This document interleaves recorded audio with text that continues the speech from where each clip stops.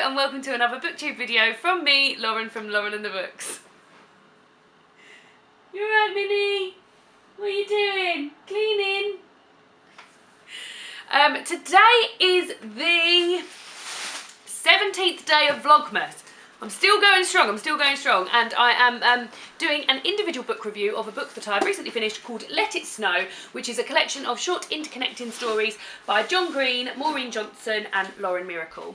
So this is a really easy read, pleasant holiday romance, very American, very enjoyable, and as I said earlier, it's three interconnecting stories. So the first story, and actually I read this for the first time last year, and this year I was supposed to read them in a different order to see if it would still, if I'd still enjoy it as much, and I forgot, but I will read it next year and I'm going to give it a go then. So the first story is called The Jubilee Express by Maureen Johnson. Never read anything by Maureen Johnson before, and all the stories are set in a place called Gracetown, which I believe is in, I'm not sure what state it's in, it's snowing there.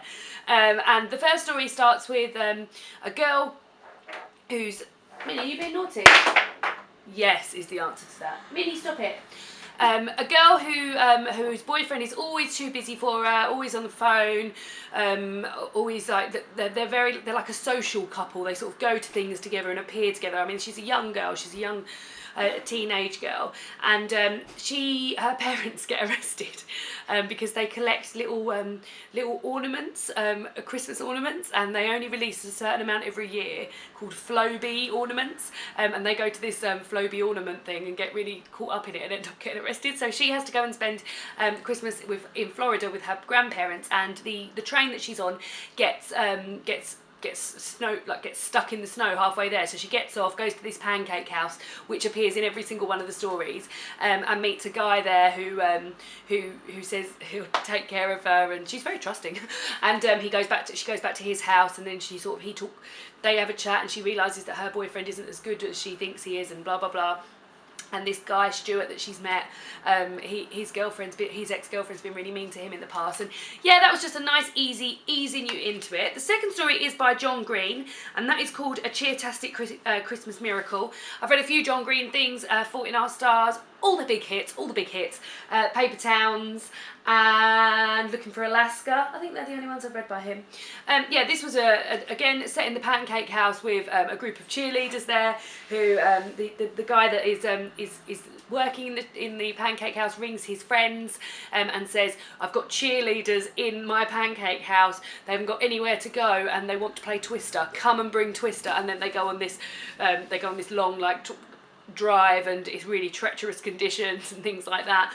And then the last story is called The Patron Saint of Pigs by Lauren Myracle, and it's about a girl who always sort of like looks after herself, doesn't really think about other people. She's recently broken up with her boyfriend because she cheated on him, and it's just about her and how she's trying to do something nice for her friend.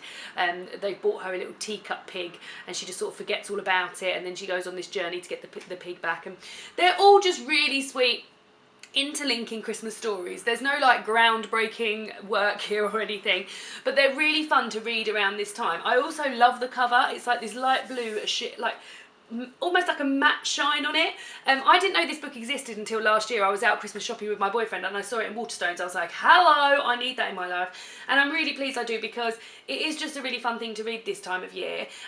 Also, if you find you don't get much time, you can really pick, especially around this time of year, you can really pick this up and put this down quite easily. You're never going to be like, oh no, what part am I? The bit where the cheerleaders still want to play Twister?